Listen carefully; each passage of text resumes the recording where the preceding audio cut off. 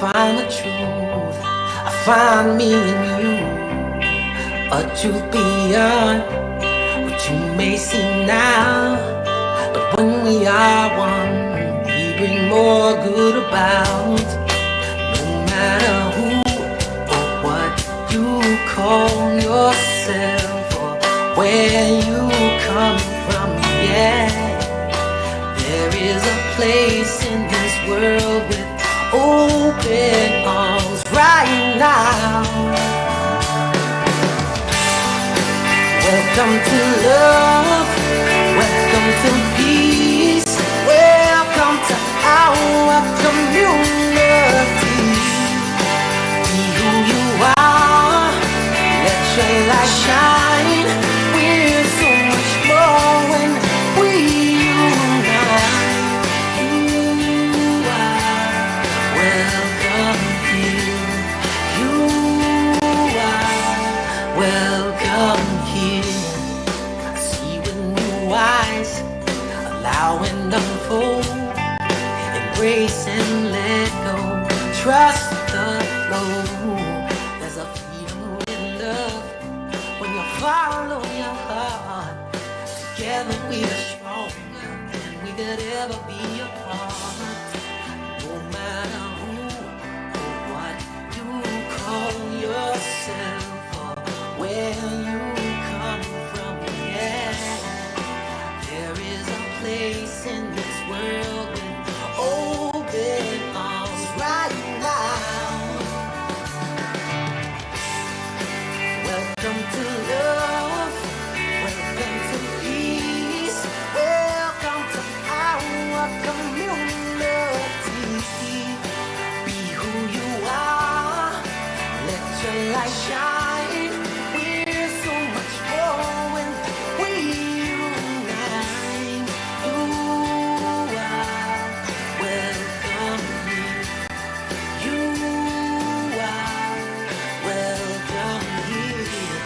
Breathe in and out, slowly feel all that's around you, all that you feel, all that you know.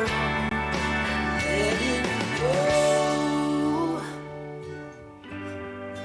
Welcome to love, welcome to peace, welcome to our community. Be who you are, let your light shine.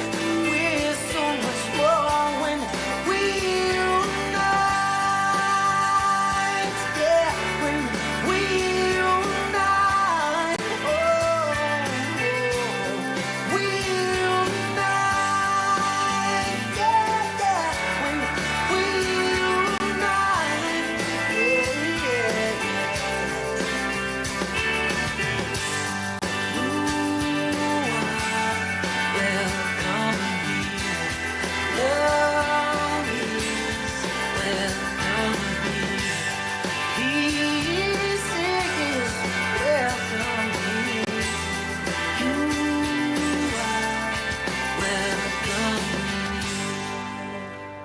Welcome, welcome, welcome. Welcome to this Sunday Fun Day. How y'all doing today? One more time, how y'all doing today? You know, I do get a little bit of energy from that. I was a bit low this morning, and I feel so much better now, so thank you. Whoop, whoop. It works, right? It works. So thank you, Ken. Where's Ken? Our hugger this morning. Oh, my gosh, really energized me a little bit there.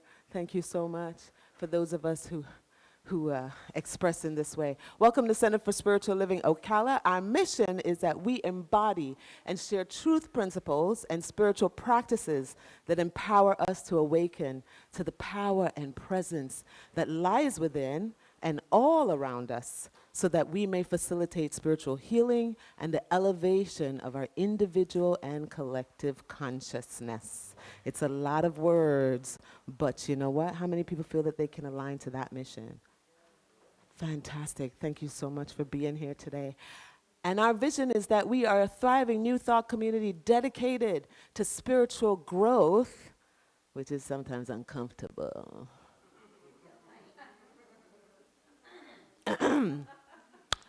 and practice, which is also not fun. Sacred activism and the transformative love that reveals our interconnectedness and our oneness. And what do we mean by sacred activism? It is the intersection of consciousness and action.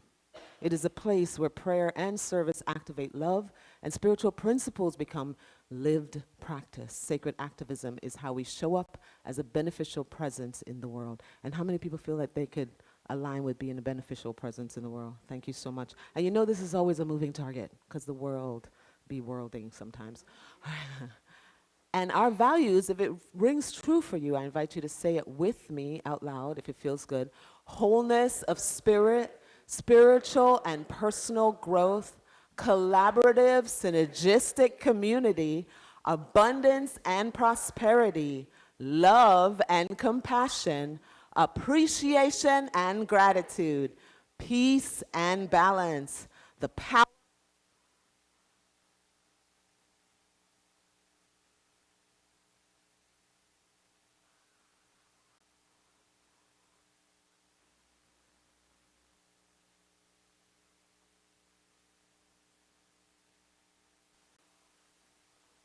And look at that, my voice amplified once more. Thank you so much to the tech team for always having that available to us. And just a few announcements before we continue. Available in the bookstore here is the physical copy of the Science of Mind magazine. If you are one that likes to do daily devotionals, daily coming back, remember we talked about spiritual growth and practice. Sometimes you can do it digitally on a Kindle. I know some people do it. Some people get it directly in their mail, and then others just pick it up here in the bookstore. Do we have any more, Aaron?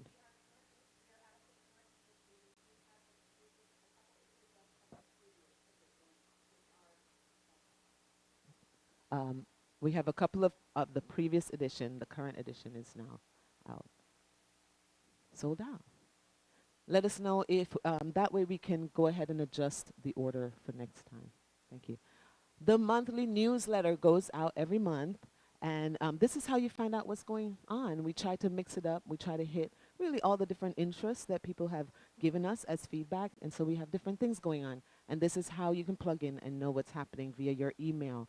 If you have not signed up yet, please sign up right here at the table. Thank you so much. If you have signed up and you have not yet received the newsletter, please come see me, and that way I can make sure your name is on that list. The events that are coming up. Our annual meeting. We have an annual meeting here where we check in with the community, and the current community always is changing. Some people are touching in, touching out, that kind of thing. Please, we would like you to join us on February 8th at 1 p.m. to discuss what's going on in our community and to give, answer your questions and to vote on those things that we need voting on. So please, we want you to come for there and give us your feedback.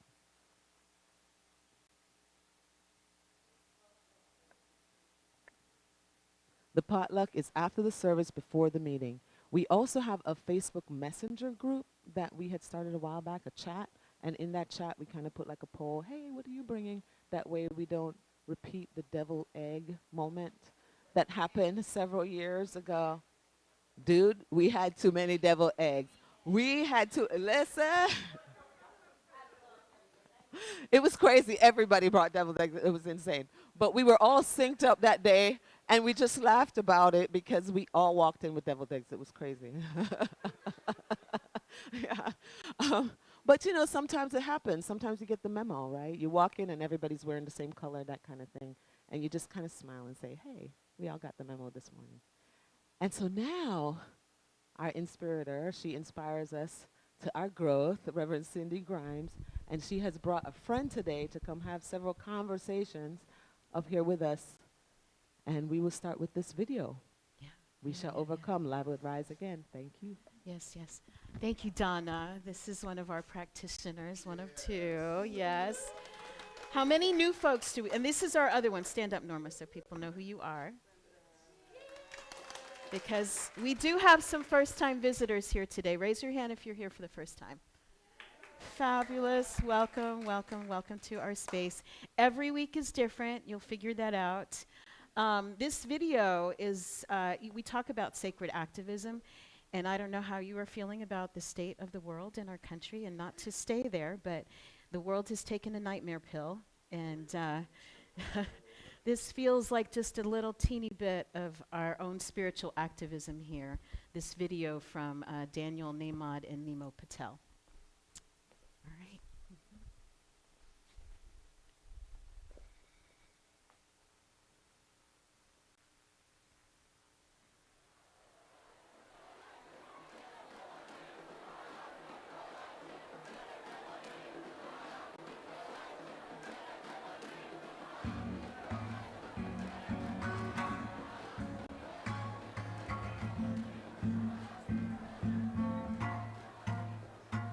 It's burning inside, the hurting and the suffering. Minds creating anger, fear and pain, suffocating our times. The tougher it gets, the rougher social media cries. But we see to it that we tweeting only negative lines. We're sick and tired of history, but repeating it twice. Greed, anger and violence, clearly stealing our nights. Feeling it tight between the shoulders with a chill in the spine. Pinching myself, waking up, trying to stop the rewind and move forward towards stories overcoming our fears. Choosing love over hate, praying, trading hugs over tears. There's only one choice, breaking down the walls and repair every broken heart on this planet till there's no longer fear. Walls can't hold us in. Fear can't keep us down. Love will rise again. Yeah, it's rising right now. We shall overcome. Every time I think it's gonna take much longer. We shall overcome. Every time I question, am I getting stronger? We have just begun. Gonna make a change, we gotta push much farther. We shall overcome. We shall overcome. We shall overcome. We shall overcome. We shall overcome. Young Gandhi couldn't fathom how to deal with himself when he was thrown off the train and the pain that he felt. Mrs. Parks disrespected, dragged into jail because of the color of his skin, organs, tissues, and cells. One day, a young girl was shot on a bus by a man, a terrorist, part of the Taliban. He said, on this land, you have no right to stand for what you believe in. Girls have no chance here. Well, now, that's just the story of three souls who shook our planet after being down on their knees. And it's not gonna stop. Those seeds have now become trees, and as human beings, we'll keep on digging till we find peace. Yeah, the cynics always say that nothing ever changes. The human nature's bound to stay the same. But it couldn't be more plain that violence never pays, injustice never stays. It's bound to fade away. What if history awaits? What if today's the day? We already know the way, so let's all lead the way. We shall overcome. Every time I think it's gonna take much longer. We shall overcome. Every time I question, am I getting stronger? We have just begun. Gonna make a change, we gotta push much farther. We shall overcome. We shall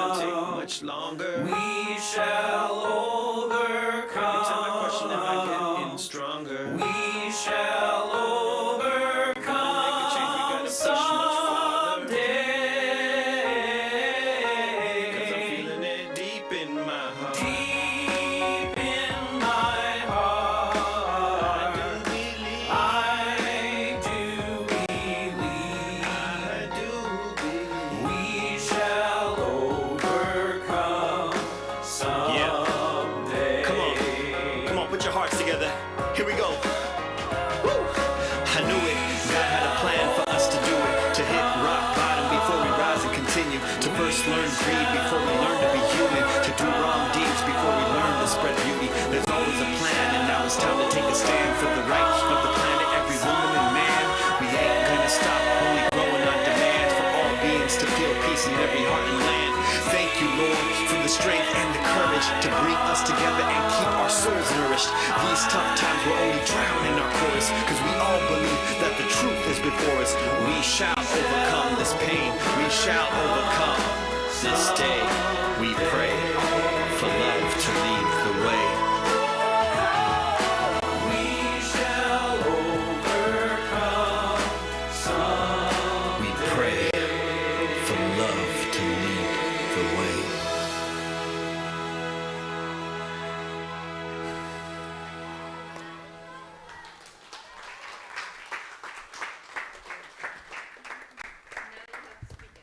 What's that? Yeah, I wasn't sure I'd be able to even speak after watching that last night.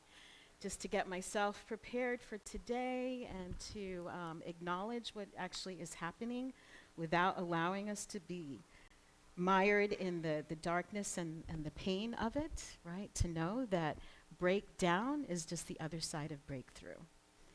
And I know that y'all are going through stuff. We all are going through stuff in our own lives. But we hold the hope and we know the dream, and we've all been through stuff, right? Anybody not ever been through stuff in here, right? That we will come through this as well.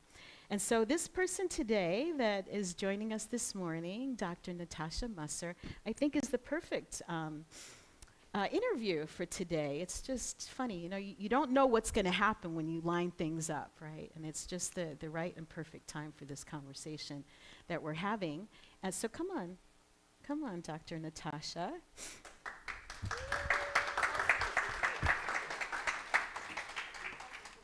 I want to read to you some of her bio.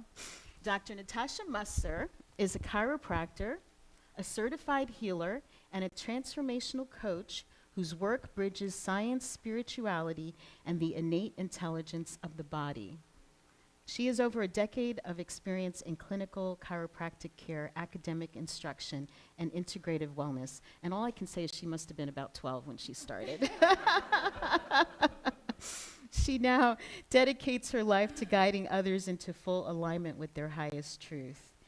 And so I love this quote at the end of your bio, and I just had to pull it out so people could see what that is. That whether she's working with doctors, mothers, entrepreneurs, or spiritual seekers, Natasha holds a mirror to the divine within each being, reminding them that all true transformation begins with a single courageous choice to return to love. And who knew that it was so courageous to have compassion and to be a loving human being in this world, right?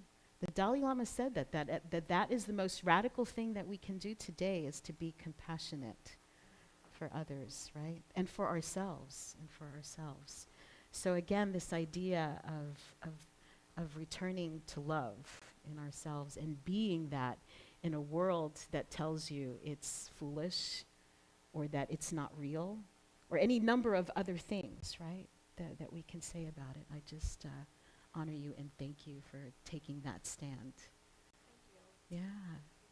So, is it on? Oh, I have to hold the button. No, you don't have to hold the button usually. Can you hear me? Yes. Okay, awesome. Thank you, Cindy. That was a beautiful introduction. Yes. And yes, I mean, speaking of courageous, how many of you have heard you have to be vulnerable? That's kind of been a buzzword. I say, no way. Choosing love in each and every moment, that is courageous. So no more of this vulnerable stuff. You're being courageous every time you choose love. And it takes courage to actually share what you're feeling on the inside and what's actually going on in order to make a shift and change. So thank you all for being here and being courageous to choose love every time. Yeah, thank you.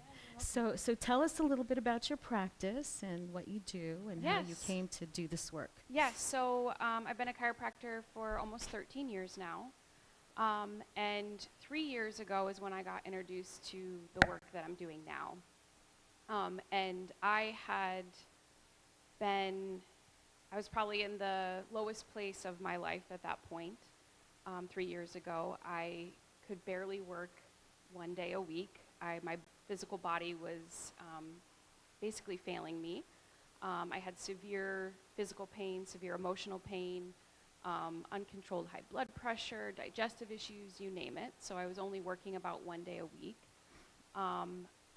Each year I was working, my money was going down, down, down every year over year.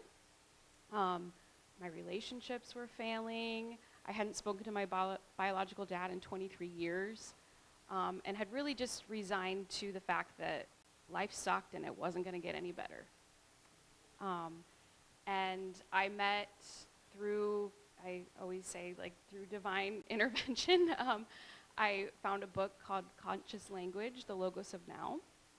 And I read it, and I started to have just the slightest little bit of awareness that maybe my words actually meant something. And through that, I met my mentor, Mark Shearer. And the first conversation I had with him, he pointed out some things in my language and how what I was speaking actually correlated to what I was experiencing in my life. And something clicked in that moment, and I realized maybe I'm the one that's actually creating this misery that I'm finding myself in. And that really started my journey of looking at the words that I was speaking and what was showing up in my life, and really starting to discover the suppressed emotions that I was kind of denying that were even there and lying about and trying to cover up, and how my thoughts, my words, and my feelings were creating every aspect of my life. So that really is, to me, the first big change when somebody gets on the spiritual path, is when you can acknowledge that you are the creator of your situation. It's huge, right? When you go from being a victim to realizing that you're the creator, everything changes. But nothing changes until then. Exactly. Right? Yes. I mean, things change on the surface, but the real transformative work doesn't happen until you can acknowledge that. Yes. So, kudos to you for Thank you. coming into that. Because if you're the problem, then, right, if you can acknowledge that, then you can also be the solution, right? It's the very first step. Yeah, so. that's what, I mean, it seemed at the time like a really big pill to swallow. Like, what do you mean I've created all this misery for myself? Why would someone do that? Until I then realized, oh, well, if I created this misery, I can actually create something really beautiful. Yeah. So it was just a matter of, changing some of my words and actually acknowledging the feelings that I had suppressed. So. Yeah. At the beginning of the year, our theme for this year is open at the top. Yes. For the whole organization is doing this theme. And I'm using it as well. So I think it was maybe the first Sunday of the year we did this guided imagery. How many of y'all were here for that, right? Where I took you back in time to the moment before you were born. Now it's imaginary, and I say that, I have to say that it's imaginary because I have done this meditation in secular groups, and people get all kinds of reactions, mostly good. Mostly people will cry because here's the thing, for those of you who didn't experience it. Take you back before you're born, and a call goes out from the Milky Way galaxy, from whoever the powers that be, that there's a planet in peril and needs volunteers, and so you volunteer to come, and you choose everything. You choose your ethnicity, you choose your sexual orientation, your parents, your significant others, your siblings, and the significant things that happen in your life. And the idea is that you choose all of these things so that you're perfectly situated for the work that you're coming to Earth to do. But then, before you come into existence, you forget it all. How about that? You forget. But then your work during the life is to figure out why you came, and then you realize at some point how perfectly life situated you for your work in the world. And so I have shared that, like I said, with hundreds of people. Yeah, hundreds, I wouldn't say thousands, secular groups, and every once in a while someone gets really pissed. How dare you? I wouldn't have chosen that parent, or that although they did choose their significant others, I didn't choose any of that stuff, and they get all mad. And one of them was a therapist, got really angry at me. And I said it's imaginary. Just imagine. Another teacher said, what are you doing bringing aliens and where's the Bible and blah, blah, blah. I'm like, it's imaginary, dude. Like, just what if? What if? But the more I think about it, the more I realize there's probably a lot of truth to it. And the therapist who got so pissed at me told me, I think a year or two later, of course it goes that way. Of course it has to be like that. And so, anyway. If the stuff we say here pushes your buttons a little bit, it may be your growing edge. And again, I always say this isn't how it is. Just try it on. Just try it on. I invite you to consider. Yeah, yeah. So back to you. Back to Okay. you. So what changed? What happened in that workshop that changed So for you?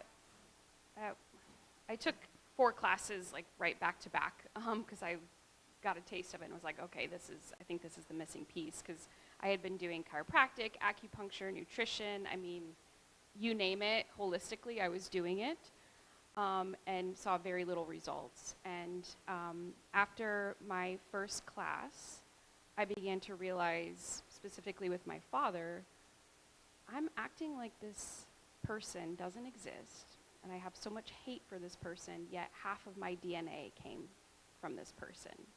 And here I am asking for, begging to have my thriving life while hating half of my own DNA. And so once I realized, that might have something to do with it, I actually called my dad and I reestablished a relationship with him. So now we've been speaking every week for the last 3 years. He's actually coming down next weekend to see me here in Florida. I've seen him a couple times since I first contacted him, so that changed. That was a big shift for me. Within the first year, my money went up by 5x. My health, within a couple months, all of my health issues started to resolve and heal without doing any additional. I mean, at that point, I had stopped doing all of the other alternative care, basically everything that was outside of me, and I really started focusing on me, the language that I was using, what I was speaking, and really, I call it a decreeing what it is that I loved having. Because when I first started this work, if you asked me what it is that I loved, I couldn't tell you a single thing. I would literally sit there and say, I don't know. But I could tell you everything that was wrong with life and everything that was wrong with me and all that stuff. So really starting to discover what it is that I love and actually say the things that I love, I began to realize all of it was actually right here in front of my face the whole time. But because of the language I was using of life's not fair, I don't want to be here, I don't like this, I was actually missing it. I was blinded to what was right in front of me the whole time. So I also couldn't speak in a situation like this. In my very first class, my mentor asked me a question, and I just sat there and cried. It was just a yes or no question. I couldn't even answer him. I couldn't speak. I had been so resigned and basically stuffed, holding myself back, that I couldn't even speak. So now I'm leading classes, I'm coaching clients, and just really loving every aspect of my life, even the stuff that comes up that feels kind of hard.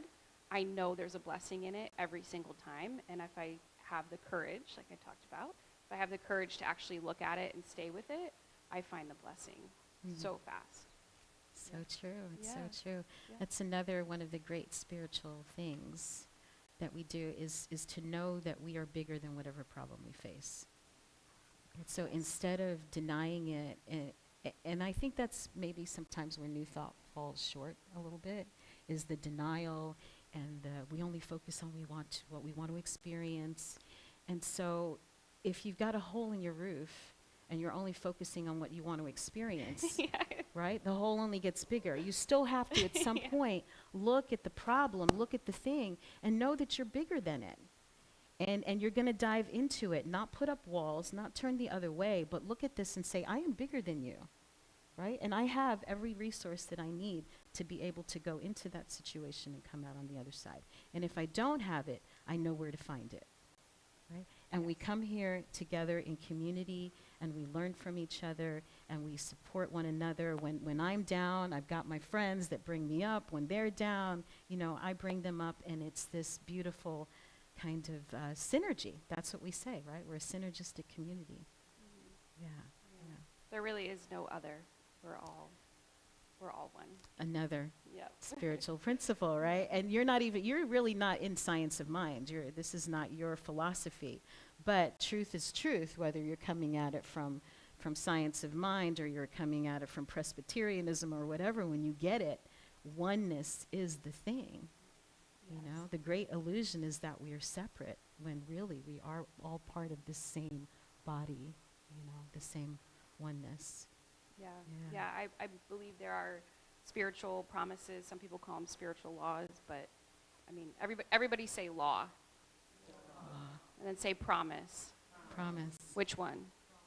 Yeah, it feels way different in your body, right? So I believe there are what I call spiritual promises. That another way to say that, they're kind of the rules to the game of life.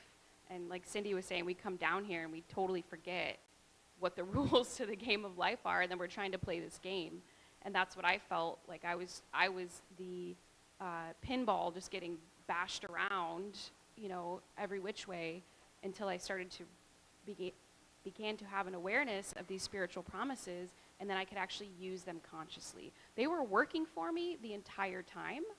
I just was unconscious to how they actually worked, and wasn't able to apply them in a manner that actually had life show up in a way that I really loved and desired. So they're just like gravity. They're on and they're working 100% of the time. It's just, do I have an awareness of how they're working and how to apply them in my life? 100%. Yeah. So the laws of gravity and the laws of physics around flight have always existed. But we didn't know that they were there. We didn't know how to use it until we figured it out. So the same thing is true of spiritual law. Like you're saying, these things are true whether you believe it or not. Gravity is true whether you believe it or not. You can fight it. Go up on the roof and dive off, and let's see what happens. Are you going to fly, or are you going to go splat? Okay, right? Yeah. You can fight the truth, but it's still, it is what it is. Yeah, exactly. Right. So that's what we do here, is investigating those the spiritual laws. I am not going to use that word anymore. The spiritual promises, right? The principles. Yes. Yeah.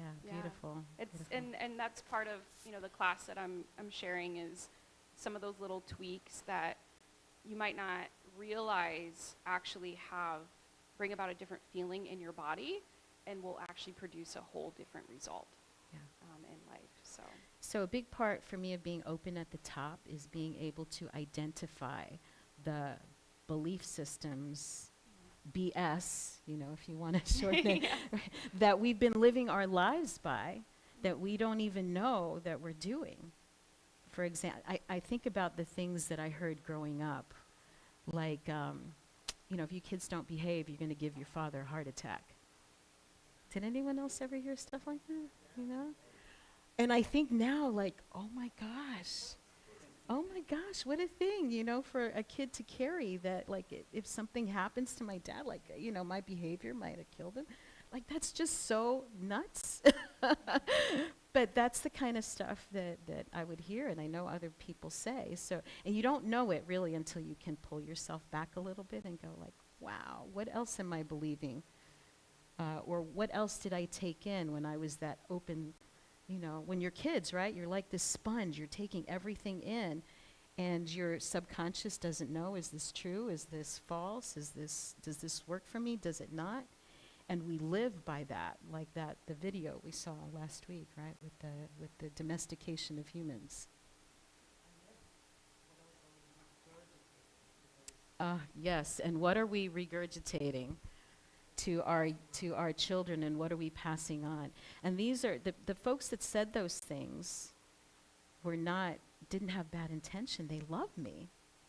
They loved me, right? Still do.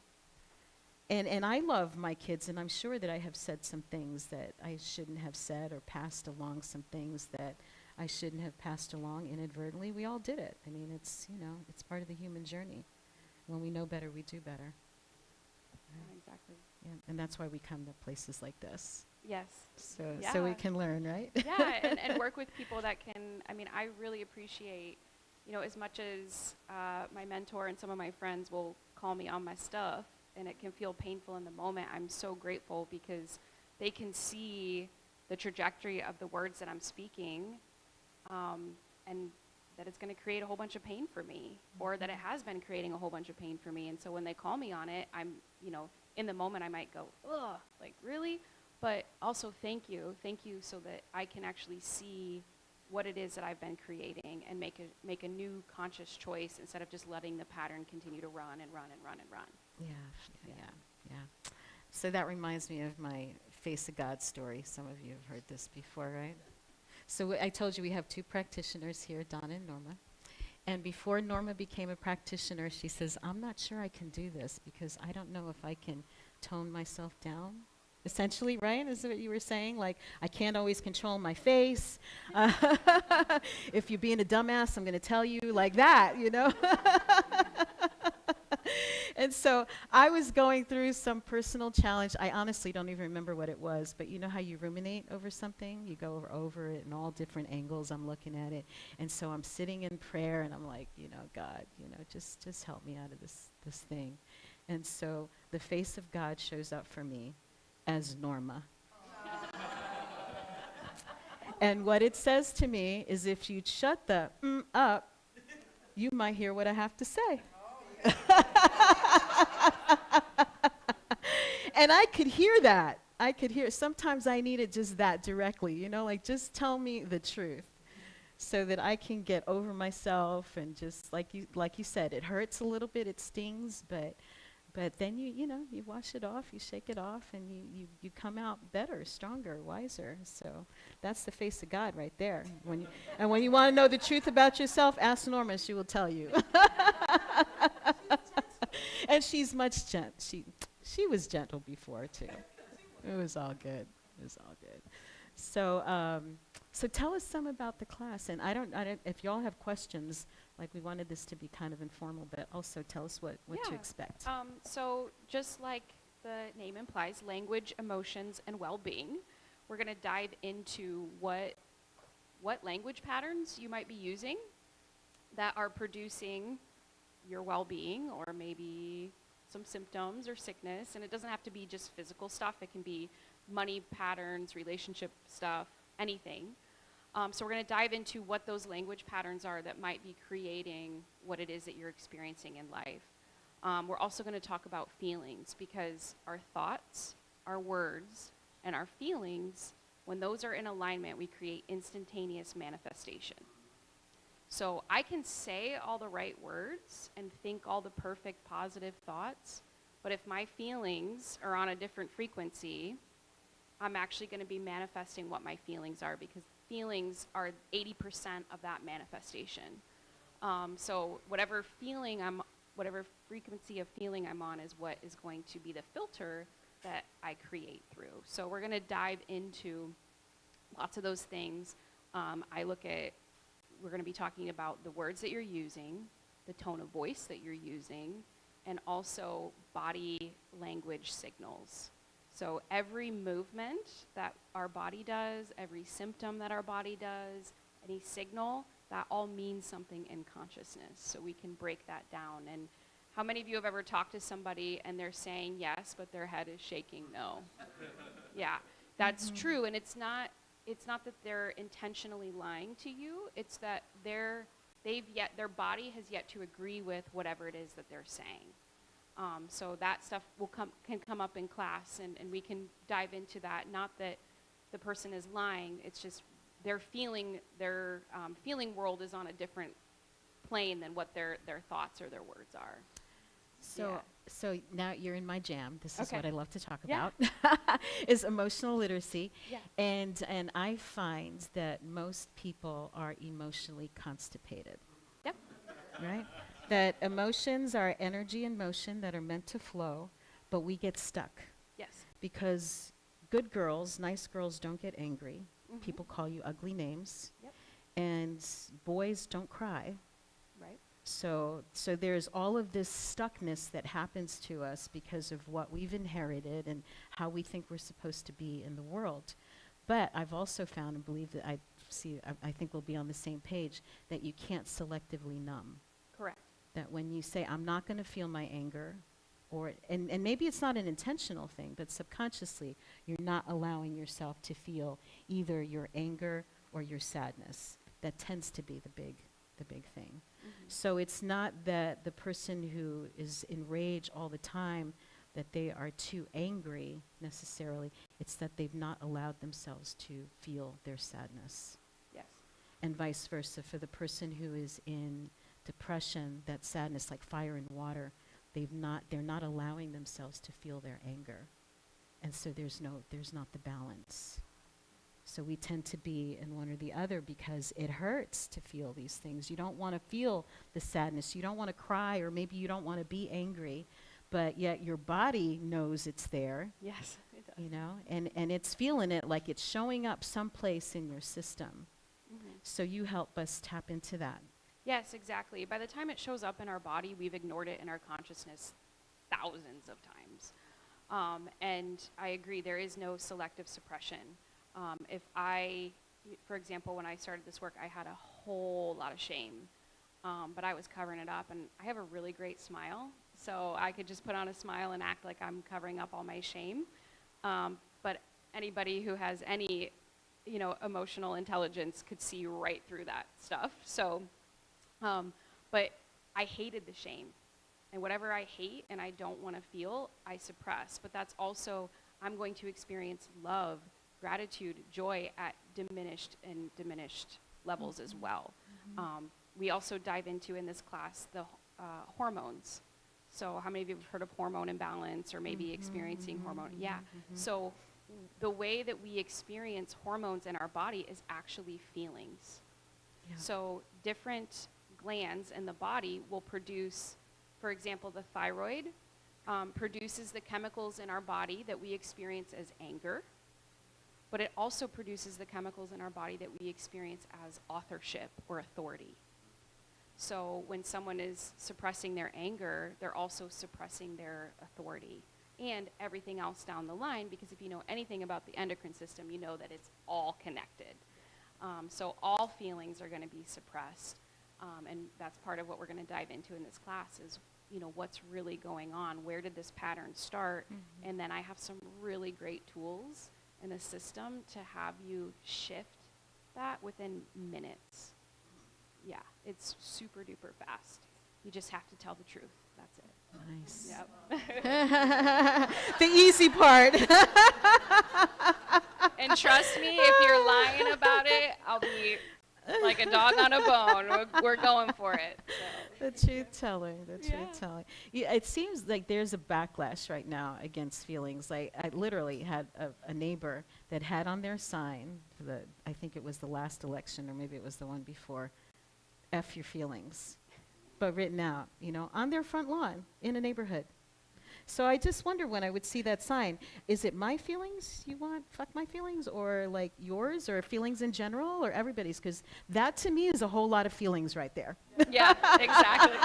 Seems to me there's a whole lot of emotion going on in that sign, right? So it's interesting that backlash of feelings, but I think that's exactly what we need. This, I don't want to get political, but the whole woke thing of being awake. It seems like that is an obvious thing. Who would not want to have more empathy, more compassion, to have a more loving world? It's just like, duh, right? But then every truth, I don't remember who said it, Schopenhauer or something like that every truth goes through different stages. First, it's like ridiculed, and then it is violently opposed, and then it is seen as obvious, evident, right? We need more emotional literacy. People need to learn how to manage themselves. This is where it starts, and then it ripples out. Because our kids are watching. It's not what you say, it's what you do and how you carry yourself, and they can feel it. They feel it all. Yes, yeah, and I believe in every single moment. I mean, people talk about Judgment Day, but I believe every single moment is Judgment Day. I have a choice. Am I going to react to this unconsciously, or am I going to respond to it and choose my feeling, choose my response? I call it being in control of my own body chemistry. Some people call it self-mastery. I mean, it's all the same thing. I cannot control anything outside of me. The only thing I ever have control over is my response to it and what's going on the inside. And there is a wealth of information in every single feeling. Anger is okay. I used to think it was really bad. I saw my parents argue a lot, so I hated anger. So I made it wrong, I made it bad. And now I'm beginning to realize, no, there's a ton of information in there. I just have to be willing to actually feel it and look at it. And I can feel anger and still choose my response. I don't have to yell or scream or fight. I can feel the anger in my body, get a whole bunch of information, and then make a conscious choice about how I respond. Yeah. So it's, whatever I'm hating feeling, I'm missing out on a wealth of information. And the truth of it, well, you tell me, because Yeah. I think you have more expertise in this, that if we allow ourselves to actually feel whatever it is that we're feeling, that it can be experienced and moved through like within minutes. Yes. It doesn't have to be weeks, years. I mean, I think that's why people are afraid to let themselves feel their anger or let themselves feel their grief, because if I just start crying now, I might just never stop. I Yeah. could cry for hours, right? It could Yeah. feel like that. Or if I get angry, I'm going to be out of control and do something that is maybe going to hurt somebody, so I'm not going to let myself go there. Instead, we need to find responsible, safe ways to allow the emotion to move through so that we can get back to center. Yeah, absolutely. And just one of my favorite phrases is, I can make this okay. Yeah. I can make this okay, because, yeah, I mean, and oh, if I start crying, I'll never stop, right? Those are decrees, so that's actually going to create me to never stop crying. So changing my language around it. And in class, a lot of people, tears come up, a lot of people start sweating, because whatever that energy's been held inside for that long, that's a lot of potential energy. And so once it starts moving, a lot of times people will start sweating. They're like, I'm sweating and the air's on, and it's just because that energy actually started moving, and they're actually burning off the toxic chemicals that have been built up by suppressing that feeling for so long. Wow. Yeah, so it's really good, cool. So good. Yeah. I know that we got some audience questions coming Yeah. in. I have one more. Let me give you this other analogy, though. The shadow work, I think it was Debbie Ford. There's a visual I have of somebody being in a swimming pool and pushing down like a ball. Have you ever taken, a ball and you push it down in the water? How much energy it takes to keep that ball underwater? So all this stuff that we're experiencing and trying to hide it, keep it down. So you can keep one down for a while. Maybe toss in another one. Let's keep that one. Well, what happens when you got a few more balls in there, right? And what is it taking to keep all of that stuff suppressed when you can just let it go and use that energy for your life, for something constructive, right? So, Yes. yeah, Pam had a question. Yeah, so I had read something that said that the actual hormone release in the moment that we feel anger or frustration could last about 90 seconds or less. It is the thoughts that we keep going after that keep going, which has given me a lot of relief, because when I feel something, I think 90 seconds. Just Yeah. stay with it for 90 seconds Yeah. and then let it go. Yeah, exactly. Those hormones that are released, if I just let myself feel the anger, for example, they will be metabolized and broken down. If I suppress that, those toxic chemicals will start to build up. They build up in the tissues and create toxicity, which then over time leads to disease processes or dis-ease in the body. So yeah, that's it. 90 seconds. Just breathe. Just breathing. Oh my gosh. That's all you gotta do is just breathe. Just breathe. Yeah, just breathe. It doesn't cost you anything. No. Right? It's No. not high tech. Yeah. Just take a breath. Yeah, it's free. Yeah, It's free. Yeah. We got more questions? Yes. Yes, yeah. I've been here all day, and I'm just wondering what class and when is it? Yeah, absolutely. Yeah. So it's called Language, Emotions, and Well-Being. I'll be here on the 28th of next month on Saturday from 9 to 1. So we'll come in. I'm going to arrange the chairs in a nice little circle. And then we'll we'll be in class for about 50 minutes or so. We'll take a little break. We'll have a little bit longer break in the middle. But yeah, we're just going to start to dive in, and I'll start sharing more of these concepts with y'all, and you can ask questions and do some, coaching right in the class. Like if something's coming up, I can address it right then and there. Yeah. And won't it be awesome to have a bunch of people who have done it so Yeah. that we can call each other out on our BS? Yeah.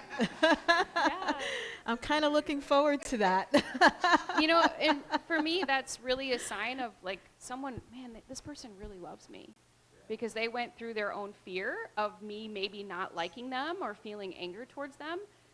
And they did it anyway because they love me enough to say, hey, I see this pattern going on, and I'm going to let you be aware of it, right? It's always up to me how I respond to it, but to me that really shows who like my people are, my friends are, if they have the courage to call me on my stuff. Yeah. Another question? My problem's Ken, and my question is, do you know what straw broke the camel's back?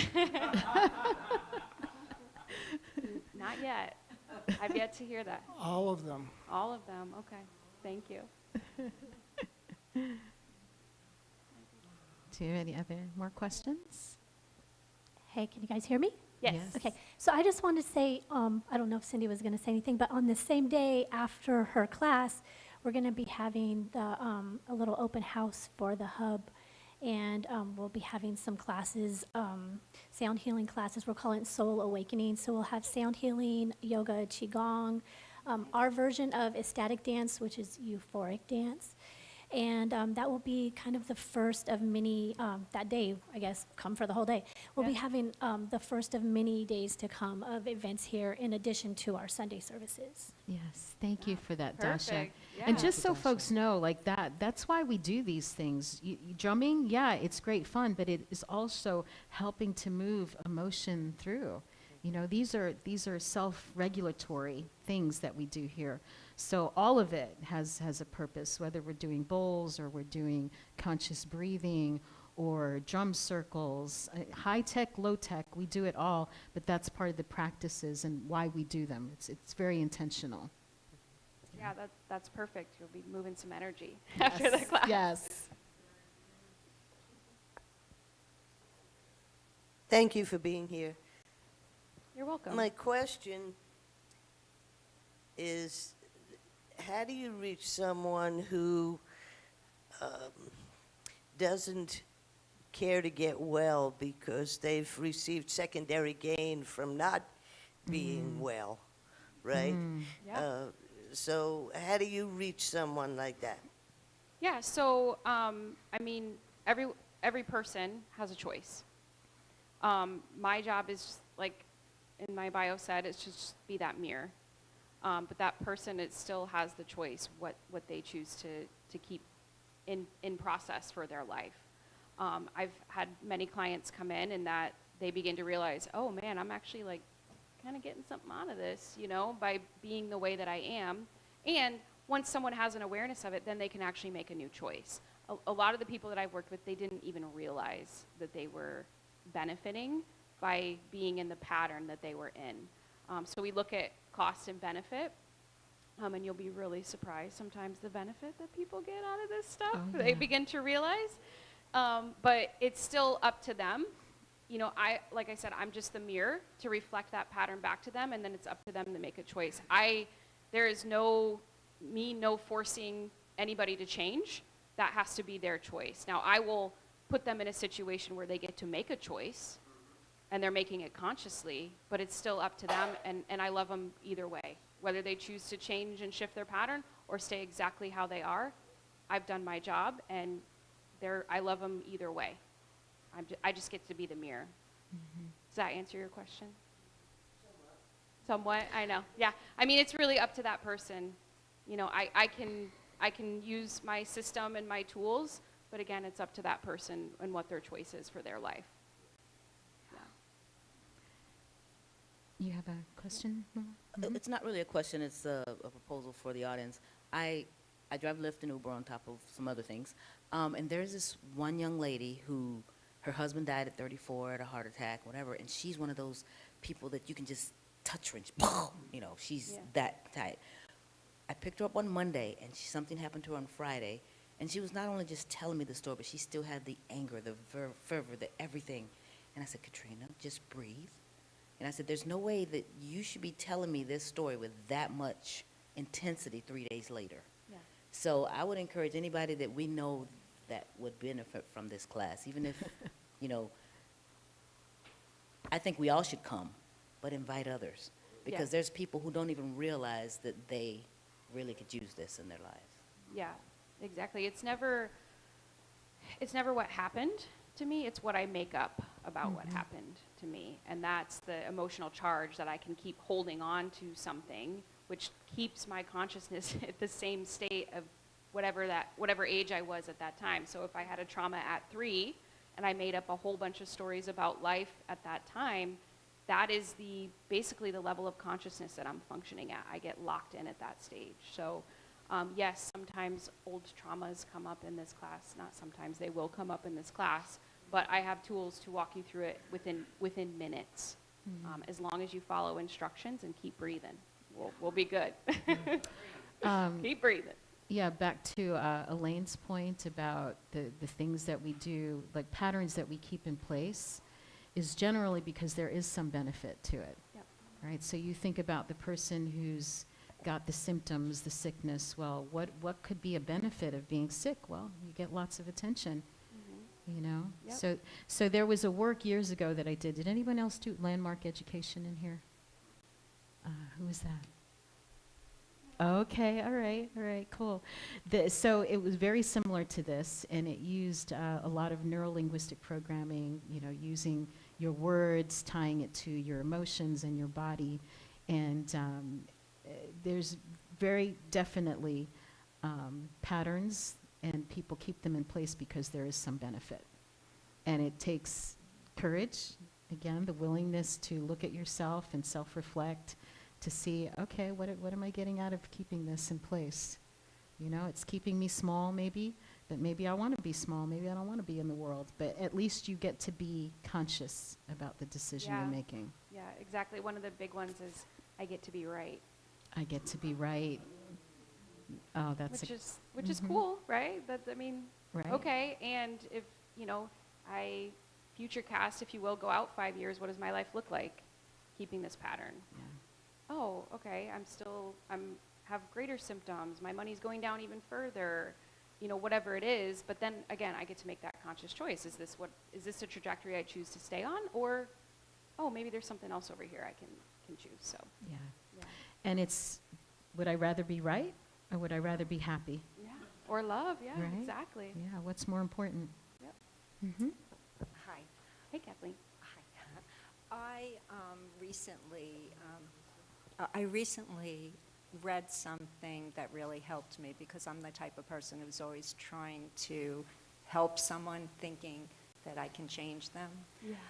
But what I read was that the happier I can be by taking care of myself and doing what I like instead of worrying about everyone else, that reflection of me being so happy and content does make a difference in their lives. And by not doing that and trying to change them or get them to do what I think is right, I was doing the exact opposite and not taking care of myself. And since then, the person that I was really wanted to be on board with all this is starting to open up because I'm not pressuring them to change. Yeah. So I hope that was helpful. Yeah, yeah. I think it's like, I love for the people in our community to live in such a way that people say, I want some of what they got. I want what she's having. I want what he is. I want some of that in my life. And so it becomes an attractive force. You don't have to make anybody do anything. They just look at you and they say, what are you doing different? Where are you going? What are you doing? What are you exercising? What are you eating? Whatever that is, I want some of that. Yeah, exactly. And that's yeah. how we make the change, is because we embody it. Yeah, I require going within me to make the change before I see any change on my outside world. And before I got into this, I was looking everywhere outside of me to change so that I could feel different, I could feel better. And then I realized, no, I require going in, and I change how I feel and how I view life and how I speak, and all of a sudden, all this stuff in my outside world changed. It's way simpler. It's way simpler. When we change the way we look Yeah. at things, the things we look at change. Yes, exactly. Right, right. Exactly. All right. Hello, I'm Rosemary, by the way. I'm one of those people who is kind of like toxic positivity. Okay. And I know that I use language in that way a lot, but I know that it kind of negates the real life of things. So it's interesting, like changing language into more of a constructive way of seeing things, so that it's not always just like sunshines and rainbows, but you Yeah. actually get through it. Not really, I guess a question. I just like, from other people, sometimes you'll get like a real answer from someone, and I kind of don't know how to take it. Almost like it's like oh, you're hurting me or something like that. But what are some like physical cues of when someone's telling you something, like maybe you didn't ask for their advice, but they just want to tell you something, just for you to know that they're coming from like a genuine place and not feel like they're just trying to control you or something? Because I know verbally, like, people can use words, but sometimes physically you don't know what it is that you're looking at. Yeah, I mean, it's, like I said earlier, it's always my response to it. So if someone's telling me something and I get a pit in my stomach, well, that's me, right? Like, it might have nothing to do with what that person is saying or how they're saying it. It's my reaction to it. So like a pit in the stomach, that's going to be some kind of grief or fear that's coming up. So I just look at what I'm feeling in my body and then start asking, like, what do I have fear about this for? Like, what's the grief about? I just ask myself internally. And something that we'll also dive into in the class is a lot of people are walking around believing that their own opinion is fact. So we have a really fun exercise. It's called grounded assessments, where we look at opinions that we have and then what is actually truth, right? Because I can see someone smiling and I can be like, oh, they're really, really happy.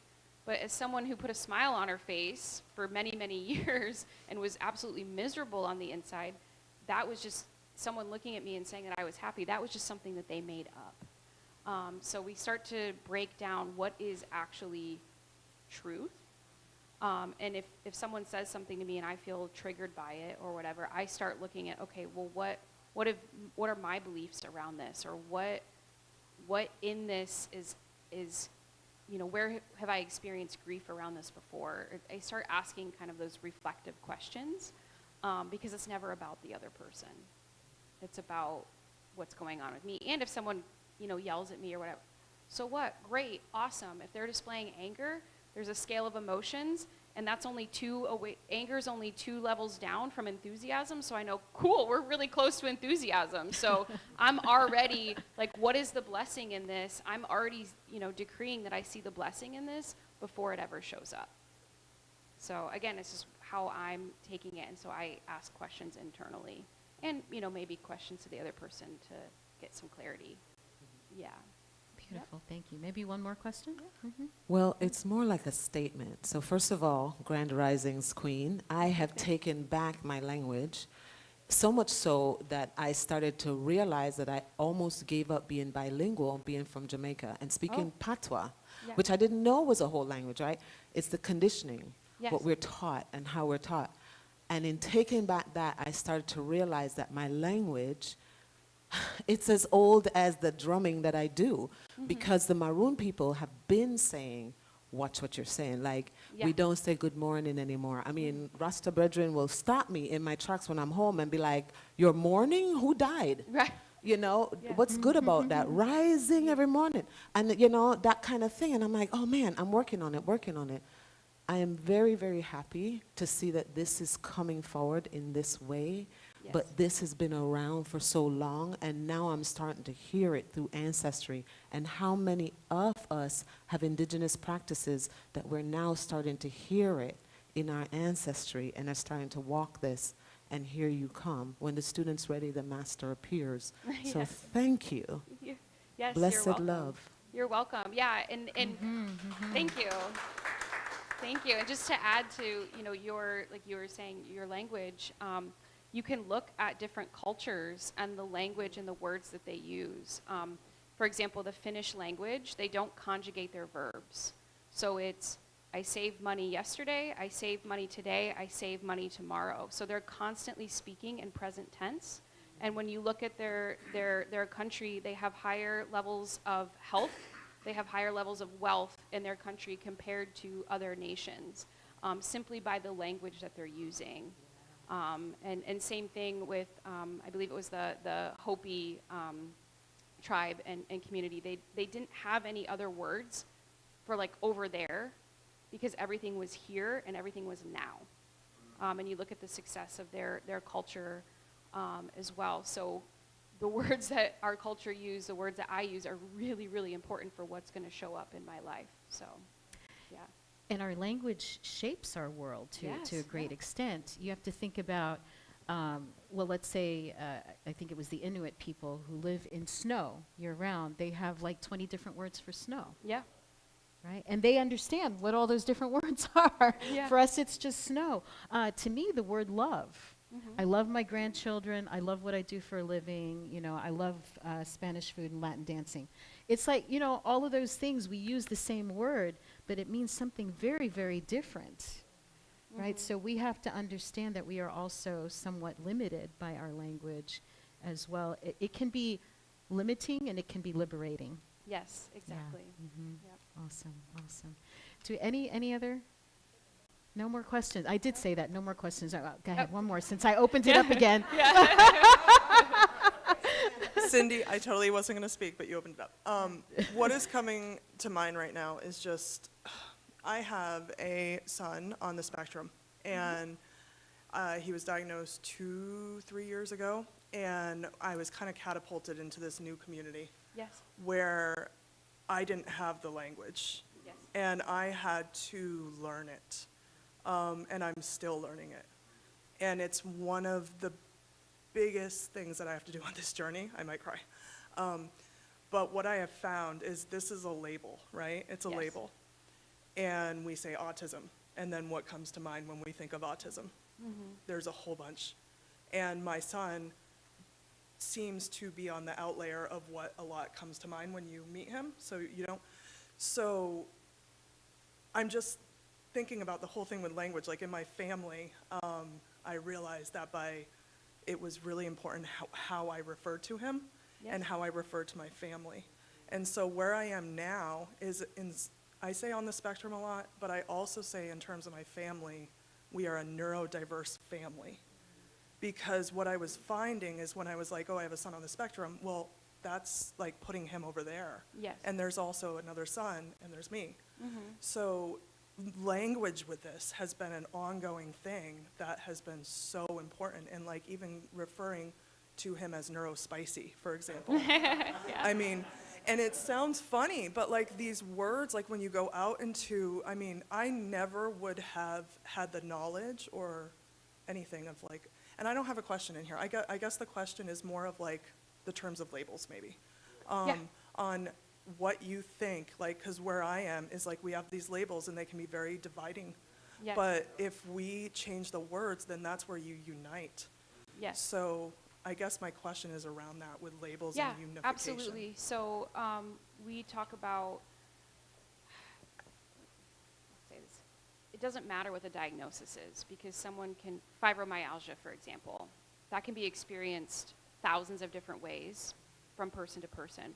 So I look at, okay, like what are his actual body signals? What's going on in the physical realm? How is he experiencing this label of autism, right? So I look at how someone is experiencing it because each person, their experience of a particular diagnosis is actually going to cue me into what's going on in their consciousness that's having it show up in their body. So, 10 people can have the same diagnosis, but every single one of them is going to experience it differently. And so that's how I look at it. It's the experience of it, not the label. Mm-hmm. So if someone gives me a diagnosis, I'm like, okay, great, and how are you experiencing that in your body? Is your heart racing? Are you feeling fatigue? Like that kind of stuff versus I just have this diagnosis, just the label. Yep. Nice. Yep. So now we'll close it out, this part for real. Okay. with, if you would just share with us this idea of open at the top. You know Okay. that? What does that mean for you? The first word that comes to mind for me is discernment, and having the tools and awareness to be able to distinguish and discern what is truth, what's in alignment, what's a bunch of BS, belief systems. Yeah, really, what is love? That's discernment is what, when you shared that with me, that's the first thing that came to mind. Great, thank you. Yeah, you're welcome. Thank you. Let's give her a hand. Yeah.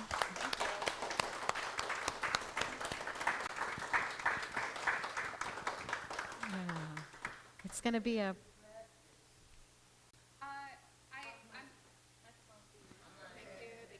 People online listening. Yeah, so I'm in Jacksonville, and I don't actually have a physical practice anymore. I'm doing all coaching now, so, and leading classes. So. Awesome. And yep. Zoom is a thing, right? Yeah, Zoom is a thing. Zoom is a thing. Yeah. Yeah. So it doesn't matter the distance, right? Yeah. Yeah, I've Yeah. transitioned. I found, chiropractic, saw success with my clients, but I see even greater results with this kind of coaching. So I'm one of those people, like, once I discover something, like, I'm all in on it. So when I saw that people that I had been adjusting for years, and I started doing coaching with them, all of a sudden are healed. Like, I think chiropractic, regular care is great. And I'm like, I'm going to the thing that's like the root of the root of the root of the thing. And that's how I choose to work with people now. So, yeah. Yeah. All right. Beautiful, Yeah. beautiful. Thank Thank you. you. Thank you, Natasha. All right. Great. So this is our opportunity now to share our abundance. And we've got this affirmation. I'll invite you to say it along with me. It is the nature of life to give of itself, as it is the tree's nature to bear fruit and the flower's nature to bloom. It is my nature to share the gifts of my time, talent, and treasure. I participate in the divine flow of life, giving generously and receiving abundantly. I am blessed and I am a blessing. I am grateful. Yes, and so it is, and so it is. So the baskets are going around for your donations. There's also prayer requests in the basket. If anyone has a challenge you're going through and would like some extra prayer support, we do that for you and hold you in that consciousness and knowing that the answer to whatever you're going through already exists and you will find it. And we just affirm that and know that truth for you. And so there are different ways that you can give here. There we go. All right, if you don't have cash or your credit card or you want to give sometime later, this text to give, the number is 352-320-5110. And once you have that programmed into your phone, you just put the amount that you want to give and it goes right from your account to ours, and it is a beautiful thing. I love it. I love it. And as we give, yes, it flies to the wavelengths. Yes. And so, should we do a little blessing over that? I will. Let's see what we've got next. So I'll go ahead and just kind of pray us out on this part, and then, I'll just pray us out at the end. Our volunteer opportunities, there are always things that need done around here. If you have a gift that you would like to share with the community, I'm sure we can plug you in, whether you've got a green thumb or you're great at organizing or you're great with numbers or you sing, you have a talent. All of those things are part of our community. And especially for our new folks, every week here is different. So next week is going to be a whole other deal. Do we have any kids with us today? Our inner children, right? So we just hold ourselves in love and light, right? And we say, we honor you. We see your light. May it shine on all that you do. Yes, yes. And we send love and light to each one of us here. Before we do our closing blessing, did you want to share a little something, Beth, and any other announcements we might have? Reverend Beth Linguri. Good morning, everyone. Well, aren't you all excited about that course? We're going to sign up right away, right? It's good. This is magic.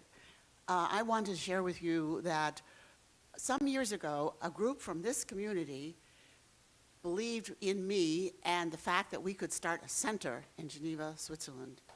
And it was exactly 15 years ago. And this center is celebrating that again this summer, and I'm inviting all of you to come. You might say, oh, how could I also, how possibly do that? You know, I don't have the abundance, I don't have the resources. I believe in imagination. We imagined at that moment, we put it in our imaginations, we created it in our minds, and it happened. And it's continually, it's a world center now. And it happened because of a few people here who imagined it. So if you'd like to know more, there's a poster over there. I have some flyers. It's called Be Inspired. 3 days to do exactly what Natasha was sharing with you. Through the sound, through the feelings, through the emotions, we have this time together that we can really support each other in this process. It's a little bit different from what she's doing, but it's the same concept.